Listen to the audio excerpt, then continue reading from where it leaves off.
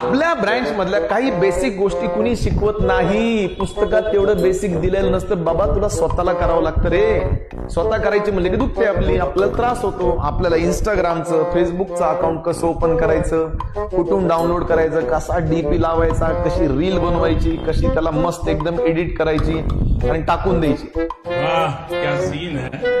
कशी कोणाला रिक्वेस्ट पाठवायची, नंबर शोधू रिक्वेस्ट टाकल्यानंतर त्याला दिवसातून 10 वेळेस चेक करायचं, ऍक्सेप्ट केली का नाही शिकवलं का? पप्पानी साईडला घेऊन बसून शिकवलं. हे बघ इंस्टाग्रामचा अकाउंट खोल आणि दनादन रील टाक.